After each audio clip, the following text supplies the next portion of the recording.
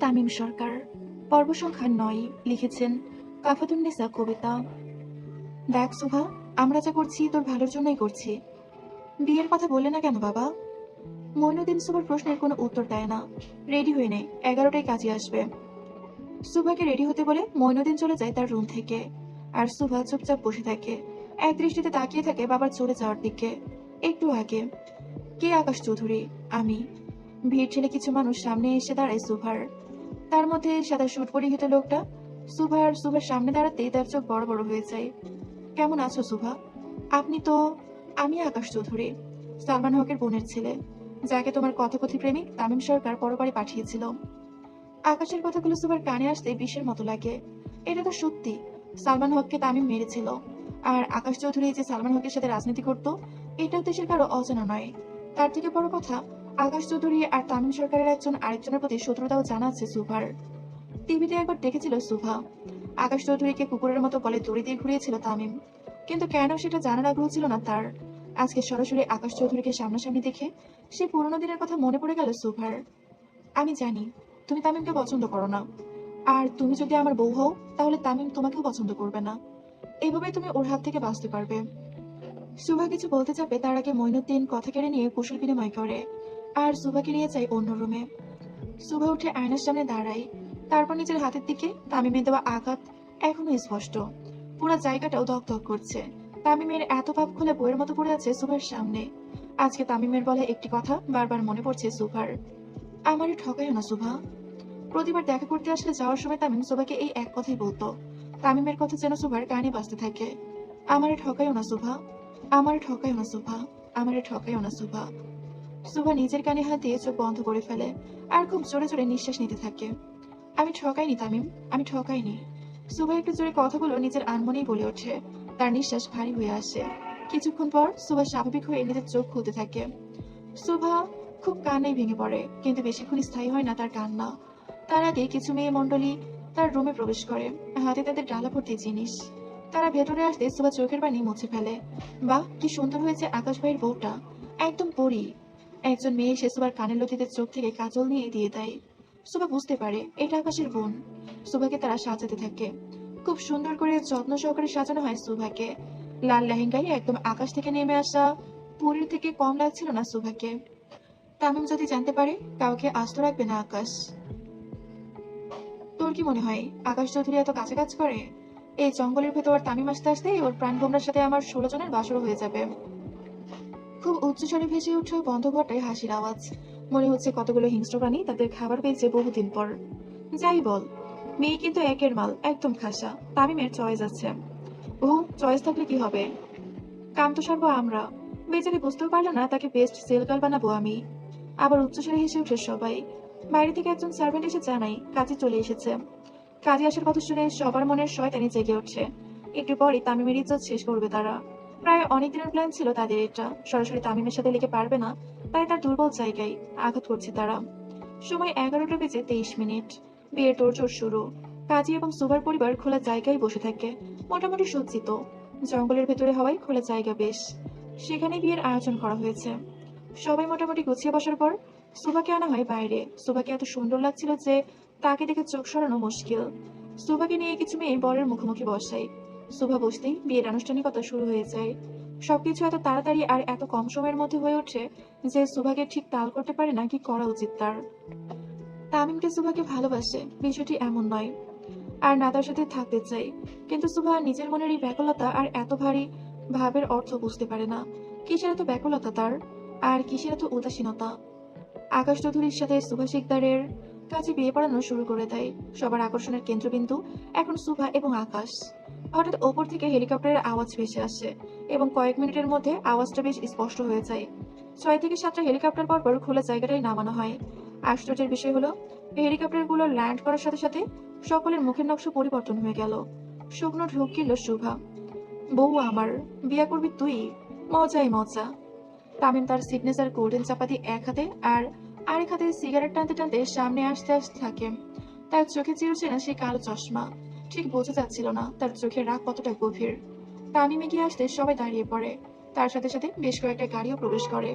কালো পোশাক পরিহিত লোকগুলো সকলকে ঘিরে দাঁড়িয়ে ধরে। তামিম সোজা হেঁটে সুবার সামনে আসতে থাকে। এদিকে সুবার প্রাণ যাই যাই অবস্থা। তামিমকে সুবার সামনে আসতে দেখে সুবার মা এসে সুবার সামনে দাঁড়ায়। তামিম শুধু সুবার সামনে এসে দাঁড়ায়। সামনে আসো। সুবা তার মায়ের কাঁধ পেছন থেকে শক্ত করে ধরে আর কাঁপতে থাকে। সুবার মা ঢাল হয়ে দাঁড়ায় সুবার সামনে। তামিম একটু মাথা বাঁকিয়ে সুবাকে দেখে। বাহ, কি সুন্দর করে সেজেছে তার রাত পড়ি আজকে। কিন্তু তার জন্য না। তামিম পেছন থেকে সুবার হাত ধরে খুব জোরে টান দিয়ে তাকে ঘুরিয়ে তার সামনে আনে। তামিম যা চাই তার নিচ থেকে আসে, আর না হয় ছিনিয়ে নেয়। সুবাকে সামনে ঘুরিয়ে আনতে আনতে কথাগুলো বলতে থাকে তামিম। তামিম সুবার হাত এত জোরে ধরে ঘুরিয়েছিল যে সুবা এসে তো সোজা তামিমের বুকেই পড়ে। এখানে তোকে বাইরে বের হতেই দেই না, সেখানে অন্যের বউ সেজে বসেছিলি। তামিম দাঁতে দাঁত পিষতে পিষতে কথাগুলো বলতে থাকে। বিয়ে হয়ে গেছে তামিম, সুবার হাত ছেড়ে দে। আকাশের কথা শুনে কিছুক্ষণের জন্য নীরব হয়ে যায় তামিম। এই যে কথায় আছে, ঘূর্ণিঝড় আসার আগে প্রকৃতি তার নীরবতা নিয়ে আগাম বার্তা প্রকাশ করে, আজকে প্রকৃতিও যেন সে আগাম বার্তা প্রকাশ করলো। ঝড় আসতে চলেছে, মহাপ্রলয় হতে চলেছে। এই ঝড়ের তাণ্ডবে যে কি কি লন্ডভন্ড হতে যাচ্ছে তার আগাম পূর্বাভাস আন্দাজ করা গেলেও তেমনের ক্ষয়ক্ষতির পরিমাণ ঠিক আন্দাজ করা গেল না। যেখানে 17 বছর বয়স থেকে তামিম মৃত্যুর খেলা খেলতে মেতে থাকতো, সেখানে তাকে ঠকিয়ে আরেকজনকে বিয়ে করার পরিণাম কি ভয়ঙ্কর হতে পারে সেটা বলাই বাহুল্য। বিয়ে হয়ে গেছে। তামিম খুব শক্ত করে চোখ রাঙিয়ে সুবার বাহু চেপে ধরে। সুবা তামিমকে কিছু একটা বলতে চায়। তামি, এই কবুল বলছো শোকে? তামিম খুব ভারী কণ্ঠে সুবাকে জিজ্ঞেস করে। তা সুবা এক পা করে নিজের পেছাতে থাকে। তামিম এক পা করে সামনের দিকে এগোতে থাকে। তামিমকে এগোতে দেখে সুবার নিঃশ্বাস আরো ভারী হয়ে যায়। আজকে তার জীবনের শেষ দিন, এটা সুবা তামিমের হিংস্র লাল চোখ জোড়া দেখে বুঝতে পারে। বান্দির বাচ্চা, তুই কেমনে বিয়ে করলি? খুব জোরে হিংস্র সিংহের মতো গর্জে ওঠে তামিম। উপস্থিত সকলে ভয়ে জড়সড় হয়ে যায়। শুকনো ঢোক আকাশও গিলে। কিন্তু আকাশিরা ধারণা করেছিল সুবার বিয়ের কথা শুনে তামিম তার শখের নারীকে নিজের হাতে বড় করে পাঠাবে আর সারা জীবনের কষ্ট নিয়ে ভুগবে, যেটা দেখে আকাশের কলিজা ঠান্ডা হয়ে যাবে। তুই কেমনে আরেকজনকে বিয়ে করলি সুভা? কেমনে করলি বিয়া? তামিম সুভার হাত ধরে খুব জোরে মাটিতে ফেলে দেয়। আমার স্ত্রীকে ছেড়ে দে তামিম। মানুষের বিপদ যখন ঘনিয়ে আসে তখন পদে পদে ভুল হতে থাকে। আকাশের সাথেও মনে হয় তাই হলো। সে বারবার ইচ্ছে করে আমার স্ত্রী বলে বলে তামিমের ভেতরে ঘুমন্ত পশুটাকে জাগিয়ে তুলছে। মাটিতে পড়ে সুভা তামিমের দিকে ফিরে কিছু বলতে যাবে, তার আগেই তামিম তার রিভলভার দিয়ে পরপর দুটো গুলি চালায় সুভার বুকে। বিন্দু মাত্র হাত কাঁপে না তামিমের। তোরে বারবার বলছিলাম আমারে ঠকাইস না, সেই ঠকালি। তামিম আঘাতপ্রাপ্ত বাঘের মতো গর্জে ওঠে। তার হুঙ্কারে যেন কেঁপে ওঠে চারপাশ। তামিম সরকার যতবার খেপেছে ততবার কারো না কারো জীবনের শেষ দিন হয়েছে।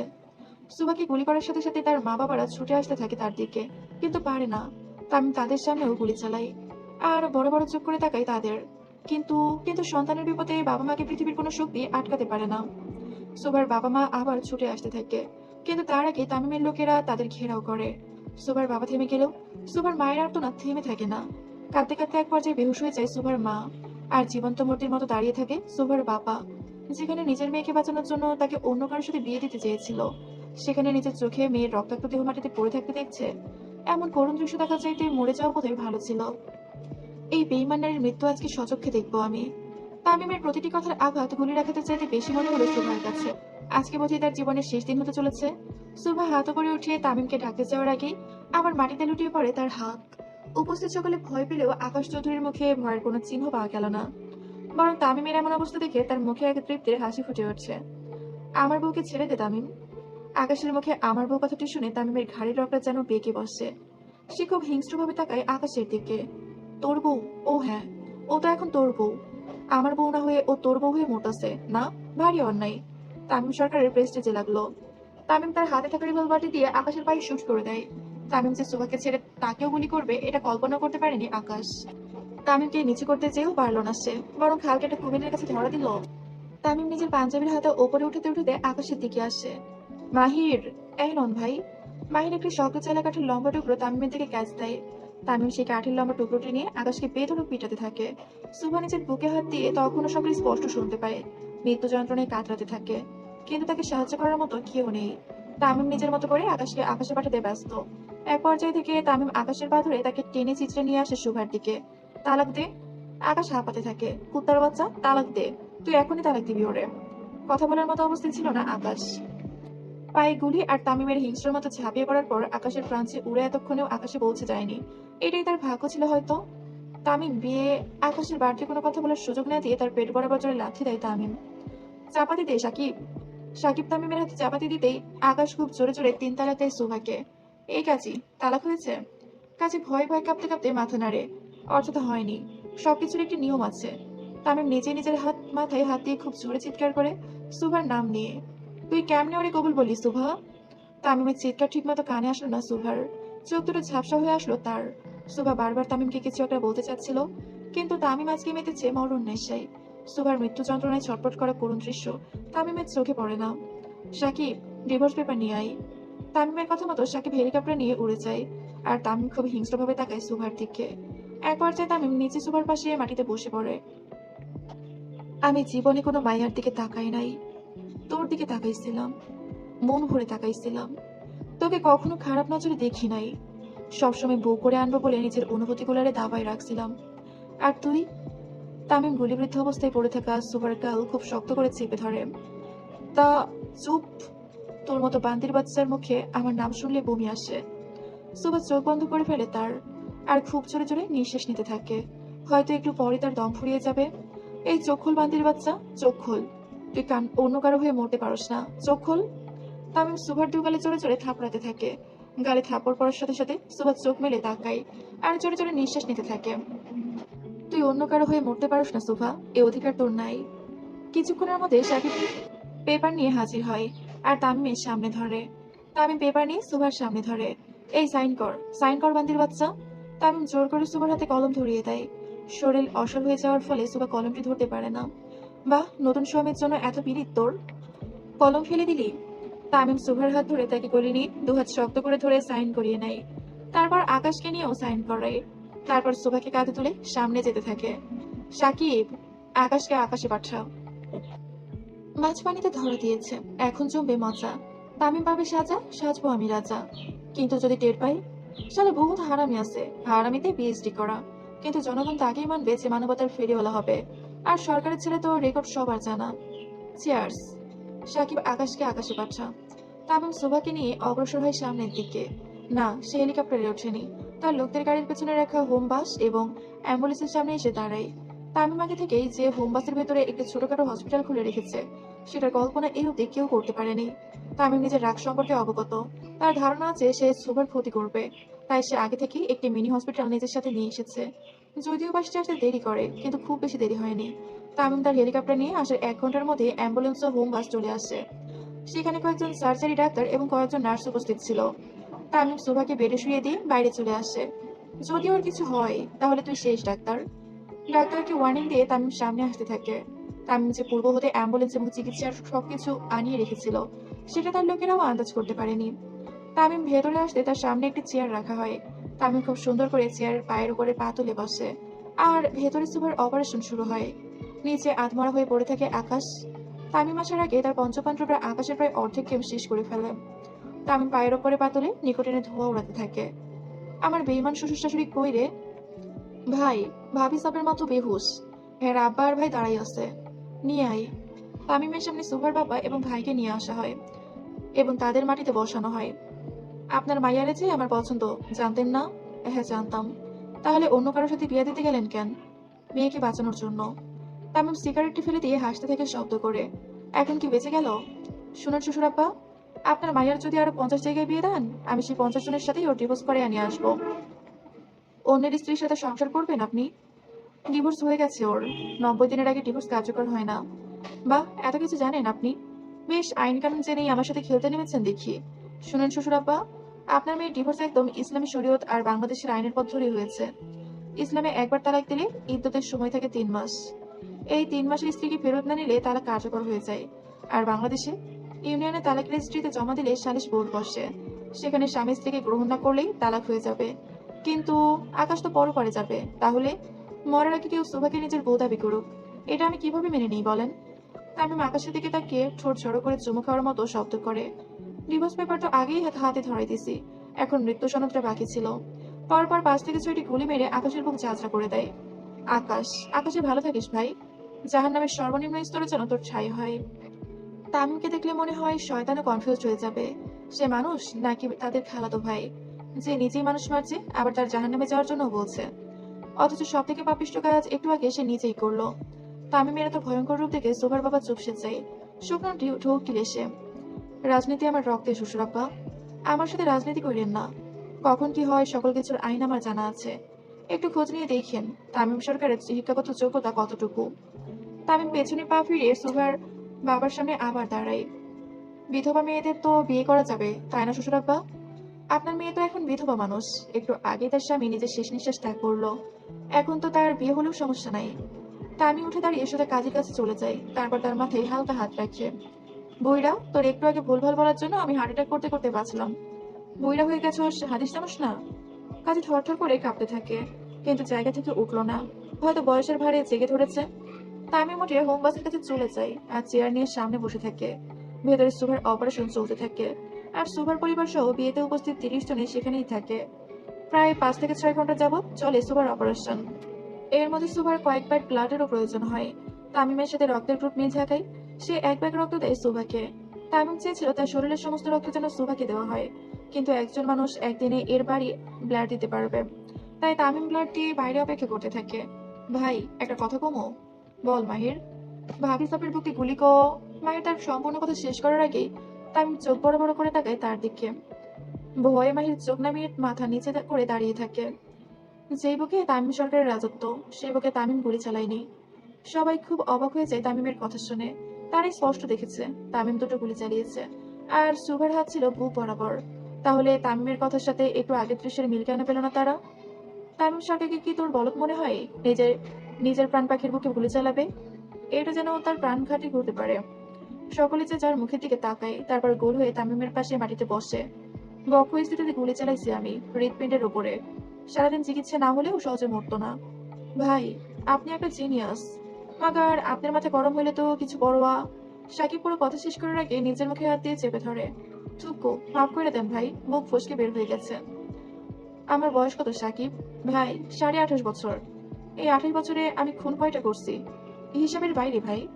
কারে কেমনে মারলে মরবো সবই আমার জানা। তামিম যে একজন পেশাদার খুনি সেটা তার কথাটা ওজনে আন্দাজ করা যায়। একজন মানুষ ঠিক কতটা বিচক্ষণ হলে এত কিছু সম্পর্কে জানতে পারে তা হয়তো কেউ আন্দাজ করতে পারবে না। সুভা আমার জান, ওই আরো 100টা বিয়ে করলেও আমার ওরেই লাগবে। কিন্তু আমি ছাড়া অন্য কাউকে কবুল বললে সেটার শাস্তি পাওয়া ওর জন্য ফরজ হয়ে গেছিল। আপু, তুমি সত্যিটা কেন বললে না? কিসের সত্যি? সুভা আপুর বিয়ে তো হয়নি। আহ। রাত 8টা। একটু একটু করে চোখের পাতা খুলে সুভা, সারা শরীর অসাড় হয়ে আছে তার।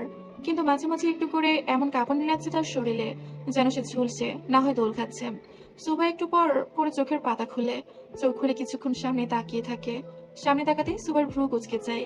তারপর নিজের অবস্থান সম্পর্কে অবগত হয় সুভা। সুভা নিজেকে বাড়িতে আবিষ্কার করে। তারপর পাশে মাথা ঘোরাতেই দেখতে পাই তামিম স্যালাইন হাতে নিয়ে চোখে কালো চশমা পরে বাইরে তাকিয়ে আছে। পরক্ষণে সুভা নিজের হাতের দিকে তাকায়। চলন্ত স্যালাইন তামিম ধরে আছে, যেটা তার শরীরে যাচ্ছে। সুভা কিছু না বলে অন্যদিকে মুখ ফিরিয়ে নেয়। নিজেই মারে, নিজেই স্যালাইন ধরে, এই কেমন মানুষ? রাত 9টার মধ্যে সরকার বাড়িতে গাড়ি পৌঁছে যায়, যেখানে তানভীর সরকার, আয়েশা সরকার সহ আরো অনেকেই উপস্থিত থাকে।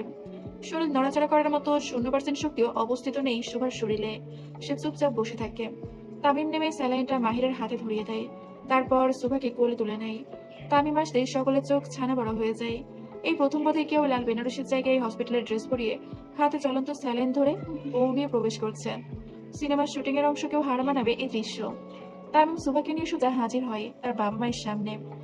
মাফ করবেন আব্বাজান, আপনার সামনে কোনো মেয়েকে কোলে নিয়ে দাঁড়াই আছি, বিয়াদবি নিয়েন না। মেয়ের হাতে স্যালাইন কেন বাপ?